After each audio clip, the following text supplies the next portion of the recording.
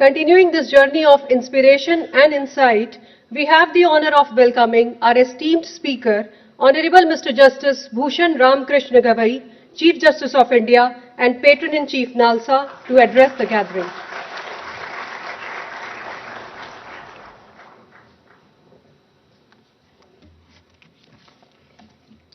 Shri Narendra Modi ji, the Honorable Prime Minister of India, my esteemed colleague Justice Suryakant, Chief Justice of India Designate and Executive Chairman of NALSA, my esteemed colleague Justice Vikramnath, Chairperson of the Supreme Court Legal Services Committee, my distinguished sister and brothers present in the audience, Shri Arjun Ram Meghwal ji, the Honorable Minister of State for Law and Justice, Chief Justices and Judges of the different High Courts present here, the delegates from the District Judiciary, Shri Tushar Mehta, the Learned Solicitor General, Ms. Pradnya Baghel, the Secretary of Supreme Court Bar Association, Shri Vipin Nair, President, and other office bearers of the SCORA, the Secretaries of Law and Legislation Government of India, the Secretary General, the registrars and officers of the Supreme Court,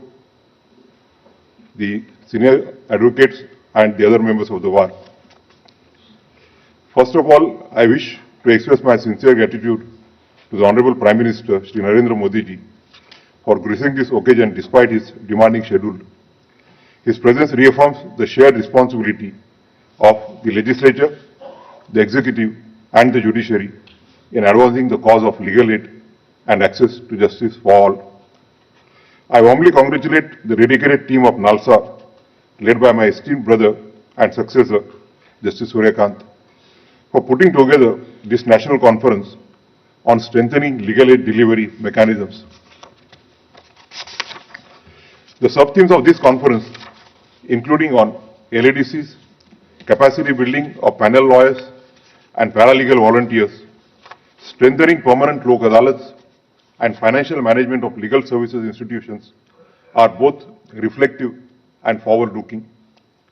These sub-themes urge us to assess our progress and envision the path ahead, building stronger institutions, skilled personnel, and sustainable systems for justice delivery. Today, as I do every day on the Legal Services Day, I find myself reflecting on what Mahatma Gandhi described as his moral compass, his talisman. He said that whenever we are in doubt, we must recall the face of the poorest and the weakest person we have seen, and ask ourselves if the step we contemplate will be of any use to them. To me, this idea finds its truest expression in the movement for legal aid and the work of our legal service institutions. This movement is in many ways Gandhiji's talisman in action. It reminds us that justice is not a privilege of the few, but a right of every citizen, and that our role as judges, lawyers, and officers of the court is to ensure that the light of the justice reaches even the last person standing at the margins of the society. But have you ever paused to think, while we often take pride in the many cases we have helped resolve, what does it really mean to those who receive free legal aid? One incident has permanently imbibed in my mind. When I was Executive Chairman of NALSA, a couple of months ago, I, along with my colleagues, had visited a relief camp in Chura Chandrapur in the state of Manipur to distribute relief material. An elderly woman came forward and met me with folded hands and tears in her eyes and said, "Bane raho bhaiya." To me, that moment was a reminder that the true reward of the legal service movement does not lie in statistics or annual reports. It lies in the quiet gratitude and renewed faith of citizens who once felt invisible.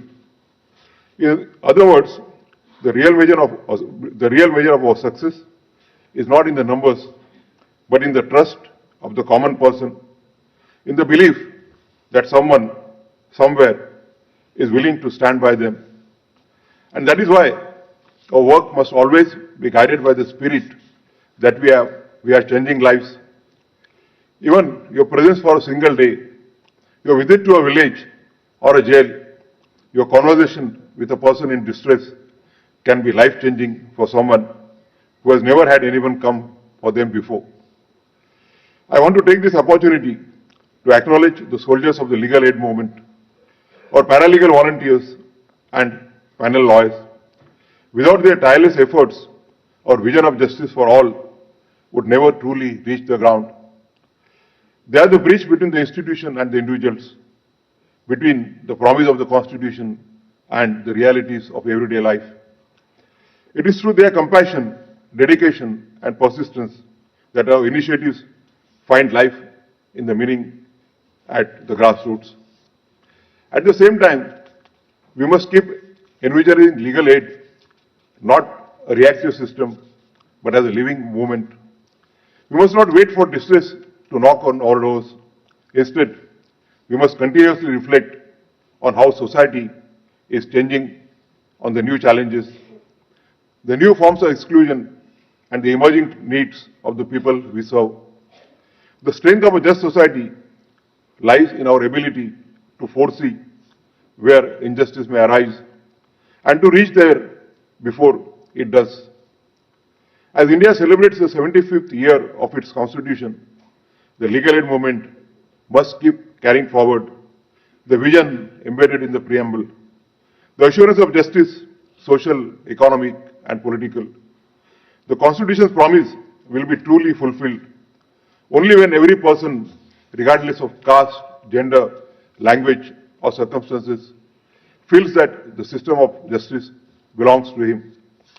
I am confident that this national conference will serve not only as a platform for discussions, but also as a call to action, to innovate, to collaborate, and to reaffirm our faith in the power of law to transform lives. Let us remember that every act of legal aid, however small it may appear, is an act of nation building.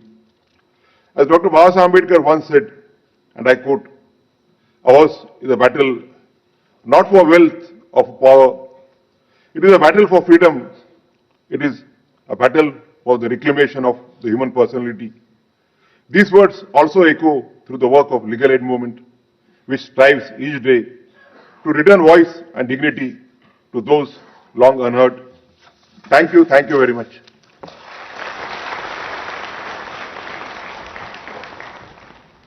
Thank you, Lordship, for your inspiring words.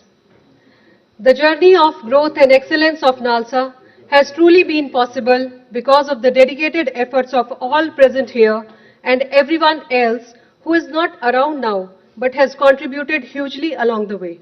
Honorable Chief Guest, may we now play a video capturing the milestones and dedication that define the journey of NALSA during the past decade.